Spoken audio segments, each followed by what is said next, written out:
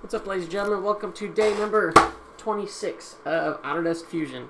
Alright, today we're working on project and offset, how you can really quickly repeat geometry that's not necessarily the same, but it definitely follows a pattern, especially if it's like concentrically inwards or concentrically outwards. So the first thing I'm going to do is talk about this piece. So what I got is I just started with the base and I made a simple sandcastle. And then I repeated that geometry inwards. So let's go ahead and start with that. So the first thing I'm going to do is I'm just going to make a base. So I'm going to make just a simple rectangle, and then I'm going to extrude that on upwards, 20 millimeters. Now what I'm going to do is I'm going to start a new sketch on the top face of that, and then I'm going to click down here under Create, and you'll find Project. I'm going to project that geometry of this plane onto that. Now, I'm going to click on a new thing we haven't talked about yet called Offset.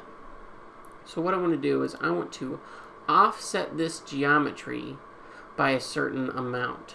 Now, I'm just going to type in negative 10 millimeters because I want it to go inwards. So if you put positive 10, it would go outwards.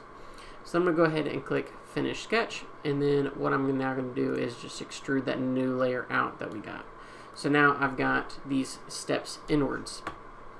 So let's do that again. I'm going to create a new sketch, click on Create, Project, and project that face onto it. Go ahead and click OK.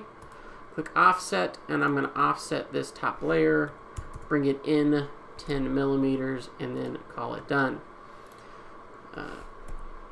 We're going to extrude that one on up, and then I'm just going to wash, rinse, and repeat until we get all the way on home. So this would be helpful if you're doing something that has layers and you don't know all of the dimensions, but you do know the thickness of it. So I'm going to go ahead and just finish this on up, and I believe we got one more, and then we're going to call it done.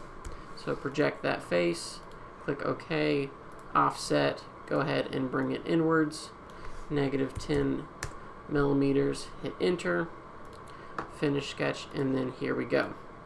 Now you might have noticed on my other sandcastle that we have also a sand texture. So I'm going to highlight everything and then click the A key for appearance, and this appearance tab will show up. So I just typed in sand, and there is a downloadable skin for this appearance, and so we gave it the appearance of sand. Now we can't go a little bit further because sandcastles tend to wither from time to time, so I'm going to highlight all of this and actually click on the fillet command. So we did fillet earlier with 2D sketches, now we're going to do it with a 3D sketch.